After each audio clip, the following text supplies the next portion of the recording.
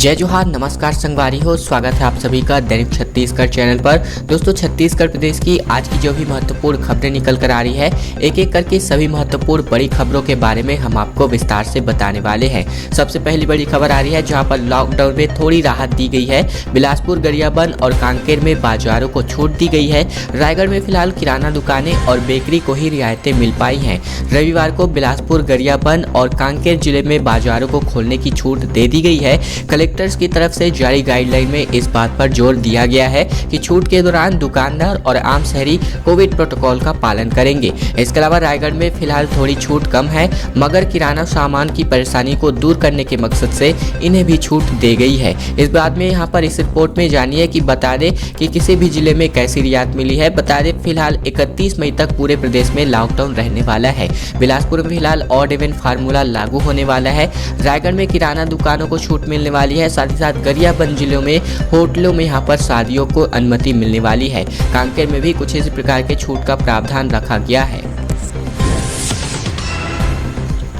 और अब tool kit मामलों में एक्शन के बढ़ते जो है यहाँ पर गहराते नजरियों को बात करें, जहाँ पर रायपुर पुलिस ने संबित पात्रा को बतौर नोटिस भेज करके कहा कि खुद थाने या फिर वीडियो कॉल पर बात करें। पात्रा ने इस पर 7 दिनों का वक्त मांग लिया है। दरअसल टूल किट मामले में रायपुर पुलिस ने संबित पात्रा को बतौर नोटिस भेजा है। इससे पहले डॉक्टर रमन सिंह को भी नोटिस दिया गया है। बता दें कि शनिवार को जारी किए गए इस नोटिस में संबित पात्रा से टूल किट मामले में पूछताछ का जिक्र है। वहीं पुलिस ने पात्रा को रविवार की शाम 4 बजे तक खुद थाने पहुंचने का वक्त दिया था। यदि वे ना आए तो वीडियो कॉन्फ्रेंसिंग के जरिए पूछताछ में शामिल होने का ऑप्शन भी दिया गया था। वैसे भी रमन सिंह को यहां पर पूछताछ आज होने वाली है। ऐसा नोटिस डॉक्टर रमन सिंह को पहले भी भेजा गया है और पुलिस ने उनसे 24 मई दोपहर 12:30 बजे घर पर ही रहने को कहा गया था। और अब खबर आ रही है चक्रवाती तूफान यास को लेकर के। झारखंड से सरगुजा जिले में जो है प्रवेश कर सकता है यास तूफान। स्वास्थ्य मंत्री टीएस सिंहदेव ने लोगों को अलर्ट कर दिया है। प्रदेश के स्वास्थ्य मंत्री टीएस सिंहदेव ने बंगाल की खाड़ी से उठने वाले चक्रवात यास को लेकर के सरगुजा के वरिष्ठ कांग्रेसियों से वर्चुअल मीटिंग के माध्यम से चर्चा की है। उन्होंने बताया कि बंगाल की खाड़ी से उठकर चक्रवात यास 25 मई की रात दक्षिण झारखंड में प्रवेश कर सकता है। ऐसे में सरगुजा संभाग झारखंड की सीमा से लगा हुआ है, इसलिए सरगुजा में भी चक्रवात से भरी बरसात की संभावना हो सकती है। इसके लिए सरगुजा, जसपुर, बलरामपुर और सूरजपुर के लोगों को सतर्क रहने की आवश्यकता कही गई है। ब्लैक फंगस के बाद अब व्हाइट फंगस का खतरा मंडरा रहा है। स्वास्थ्य विभाग ने इसके लिए अलर्ट जारी किया है। बता दें कि यहाँ पर जो है कोरोना के बीच ब्लैक फंगस और व्हाइट फंगस बीमारी इन दिनों लोगों के बीच चर्चा का विषय बन गया है। हाल ही में केंद्र सरकार ने सभी राज्यों को अलर्ट जारी करके इसकी जानकारी लोगों तक पहुँचाने की जिम्मेदारी दी हुई है। जिला महामारी नियंत्रण इकाई टीम ने अनुसार जो है जिले में इस तरह के एक भी केसेस नहीं है, लेकिन फिलहाल स्वास्थ्य विभाग ने इसका अलर्ट जारी कर दिया है। वही सिम्स मेडिसिन विशेषज्ञ डॉक्टर पंकज टेभनीकर का कहना है कि यह तथ्य सामने आया है कि ब्लैक फंगस किसी को भी हो सकता है, लेकिन घबराने की बात नहीं है। लक्षण दिखे और तत्काल डॉक्टरों से संपर्क पर इसका इलाज करा सकते हैं। और अब टूल किट मामले को लेकर ही खबर आ रही है, जहां पर पूर्व सीएम डॉक्टर रमन सिंह पर एफआईआर हुआ है। बता दें कि सोमवार को यहां पर एक बार फिर से भाजपा नेता अपनी गिरफ्तारी देने वाले हैं। पूर्व मुख्यमंत्री डॉक्टर रमन सिंह पर एफआईआर का मामला छत्तीसगढ़ में लगातार गर्माता जा रहा है। भाजपा इसको लेकर के सरकार को लगातार घेर रही है। वहीं इसी क्रम में सोमवार को भाजपा नेता और कार्यकर्ताओं ने एक बार फिर से 5-5 की संख्या में होकर के प्रदेश के सभी थानों के सामने धरना प्रदर्शन कर अपनी गिरफ्तारी की मांग करेंगे। वहीं रायपुर जिले में वरिष्ठ नेताओं के नेतृत्व में 5-5 कार्यकर्ता सभी थानों में जाकर के अपनी गिरफ्तारी की मांग और धरना देने वाले हैं। रायपुर से गुजरने वाले 17 ट्रेनें जो है कैंसिल करी जा चुकी हैं। चक्रवाती तूफानी के चेतावनी के बाद यह फैसला लिया गया है। 26 मई को तूफान के पश्चिम बंगाल और ओडिशा तट पर पहुंचने का अनुमान लगाया गया है। यास चक्रवात तूफान की चेतावनी के कारण रायपुर से गुजरने वाली 6 ट्रेनें कैंसिल हो गई हैं। इससे पहले तूफान को लेकर के शनिवार को जबकि 2 और इसके अलावा शुक्रवार को 9 रेलगाड़ियों का संचालन रद्द किया गया था। अब कुल मिलाकर के 17 ट्रेनों की आवाजाही पर इसका असर पड़ा है। ये ट्रेनें मुंबई से हावड़ा रूट पर सफर करती हैं और बंगाल में तूफान के असर की संभावना को देखते हुए यह बड़ा फैसला लिया गया है। कोरोना काल में मरीजों से मनमानी वसूली पर 11 अस्पतालों को नोटिस भेजा गया है। इन पर 2 पर कार्यवाही भी की गई है। दरअसल कोरोना काल में आपदा को अवसर बना करके मरीजों से अधिक राशि वसूलने वाले 11 निजी अस्पतालों को 16 नोटिस बतौर दिए गए हैं। 2 अस्पतालों पर कार्यवाही की गई है और कलेक्टर डॉक्टर एस भारतीदासन ने मरीजों के द्वारा मिल रही शिकायतों के बाद से जिला चिकित्सा अधिकारी के नेतृत्व में यह टीम बनाई हुई है और शिकायतों के समाधान करने के लिए नोडल अधिकारी नियुक्त किए गए हैं। उनके द्वारा कोरोना इस दूसरी व्यापक लहर और इसके बाद विगत लगभग 40 दिनों के नोडल अधिकारियों को मरीजों को या फिर उनके परिजनों को निजी अस्पतालों के एडमिशन, रेफरल, दवाई, बिलिंग और डेड बॉडी मूवमेंट, अस्पताल में उपलब्ध बेड की स्थिति जैसी शिकायतों का निवारण किया जा रहा है। खैर दोस्तों, खबरों में आगे बढ़े उससे पहले हमारी एक छोटी सी प्रार्थना आप सभी से। वीडियो अगर आपको पसंद आ रहा होगा तो इस वीडियो के नीचे लाइक बटन है, आपको दबा करके इस वीडियो को लाइक कर लेना है। साथ ही साथ लाल कलर के सब्सक्राइब बटन को भी दबा करके इस चैनल को सब्सक्राइब कर लेना है। इससे आपको फायदा ये होगा कि हम जो भी प्रतिदिन वीडियो अपलोड करते हैं छत्तीसगढ़ समाचार की, वो सबसे पहले आप तक पहुँचते रहेंगे बिना किसी रुकावट के। तो आपको बस इस चैनल को सब्सक्राइब करके रख लेना है। सीएम भूपेश बघेल ने 159 प्रतिभाशाली विद्यार्थियों का सम्मान किया। मेरिट में आए छात्रों को यहां पर 1.5 लाख रुपए की प्रोत्साहन राशि हर वर्ष दी जाती है। दरअसल मुख्यमंत्री भूपेश बघेल ने अपने यहां निवास कार्यालय में आयोजित प्रतिभा सम्मान समारोह के द्वारा लगभग कार्यक्रम में माध्यमिक शिक्षा मंडल के वर्ष 2019 और वर्ष 2020 की 10वीं और 12वीं की बोर्ड परीक्षा की प्रवीण सूची में स्थान प्राप्त करने वाले लगभग 159 मेधावी छात्र छात्राओं को एवं विशेष पिछड़ी जनजाति के प्रतिभावान छात्र छात्राओं को स्वामी आत्मानंद मेधावी छात्र प्रोत्साहन योजना अंतर्गत मेडल और प्रशस्ति पत्र प्रदान करके सम्मानित किया। उन्होंने सभी प्रतिभावान छात्र छात्राओं सहित उनके पालकों और शिक्षकों को भी बधाई एवं शुभकामनाएं दी हैं। स्वामी आत्मानंद मेधावी छात्र प्रोत्साहन योजना के अंतर्गत प्रवीण सूची में स्थान प्राप्त करने वाले विद्यार्थियों को 1,50,000 रुपए की राशि प्रोत्साहन के तौर पर दी जाती है। केंद्र सरकार का सोशल मीडिया प्लेटफॉर्म पर शिकंजा कसने के लिए एक निर्देश जारी किया गया है। कोरोना संक्रमण को भारतीय स्वरूप बताने वाली सभी पोस्ट हटाए जाने की भी बात करी गई है। अगर आप भी गलती से सोशल मीडिया पर यह पोस्ट शेयर करते हैं जिस पर भारतीय स्वरूप बताए जाने वाले किसी भी संक्रमण के जिक्र है, तो आप उस पोस्ट को तुरंत से हटा दीजिए, क्योंकि इस पर कार्रवाई होने वाली है।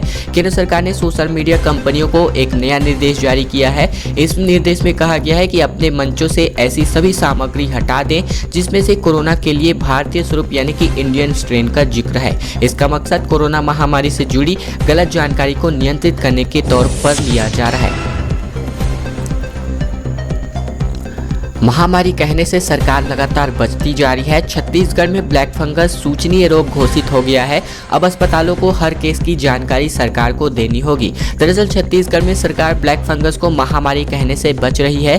विधि विभाग से तकनीकी मार्गदर्शन के बाद से इसे सूचनीय रोग घोषित कर दिया गया है। इसकी अधिसूचना शनिवार देर रात जारी हुई थी, मगर अब सरकारी और निजी अस्पतालों को ब्लैक फंगस के प्रत्येक पुष्ट अथवा संदिग्ध केस की जानकारी जिले में मुख्य चिकित्सा एवं स्वास्थ्य अधिकारियों को देना होगा, अनिवार्य कर दिया गया है।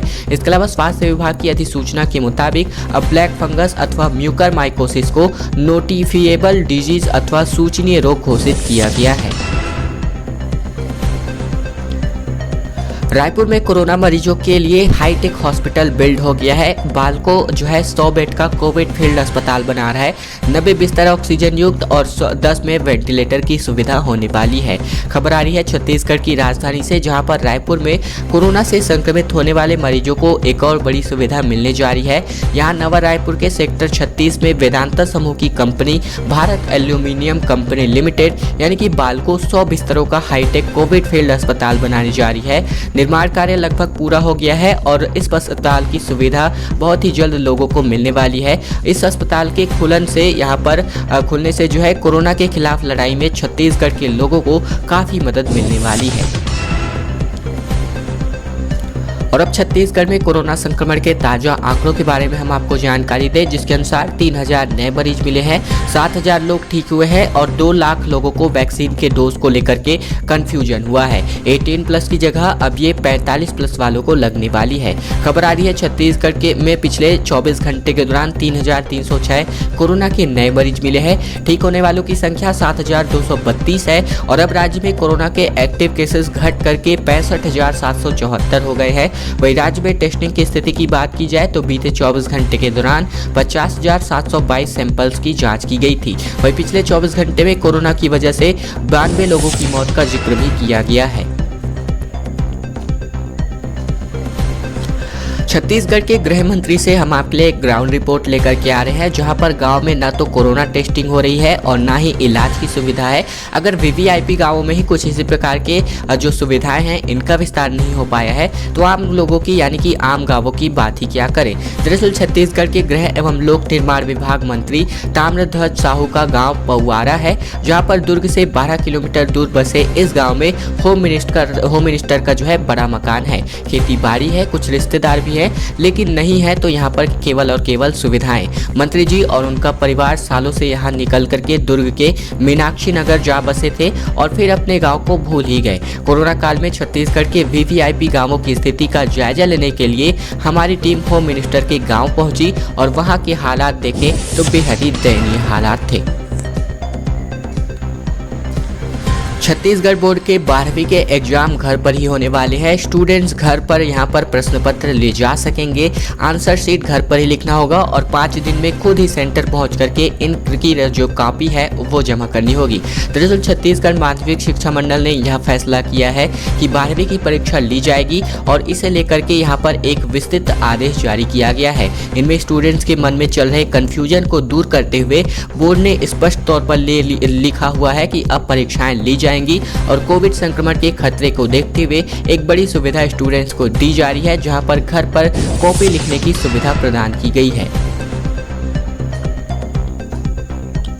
योग गुरु बाबा रामदेव पर छत्तीसगढ़ के जूनियर डॉक्टर्स भड़क चुके हैं। कहा, एलोपैथी पर दिए बयान पर सार्वजनिक रूप से रामदेव बाबा को माफी मांगनी चाहिए। मामला दर्ज करने की भी मांग यहां पर करी गई है। योग गुरु बाबा रामदेव के एलोपैथी मेडिसिन और डॉक्टरों को लेकर दिए गए बयान का विवाद लगातार बढ़ता जा रहा है। बयान पर भड़के छत्तीसगढ़ के जूनियर डॉक्टरों ने बाबा रामदेव पर महामारी कानून के तहत मामला दर्ज करने की मांग की है। वहीं बाबा को सार्वजनिक रूप से माफी मांगने की भी मांग करी गई है। छत्तीसगढ़ जूनियर डॉक्टर्स एसोसिएशन ने एक प्रस्ताव पारित करके कहा कि उनका संगठन राम किसान यादव उर्फ रामदेव बाबा द्वारा जारी सार्वजनिक बयान की कड़ी निंदा करता है और उस बयान में उन्होंने असंसदीय भाषा का इस्तेमाल करने वाले एलोपैथी की खुले तौर पर आलोचना और अपमान किया।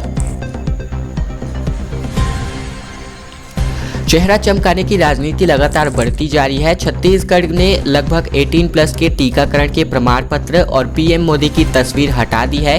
अब यहां पर मुख्यमंत्री भूपेश बघेल की फोटो यहां पर दिखने वाली है। महामारी के बीच भी चेहरा चमकाने की राजनीति लगातार जारी है। छत्तीसगढ़ ने कोरोना टीकाकरण के प्रमाण पत्र से प्रधानमंत्री मोदी की तस्वीर हटा लिया है।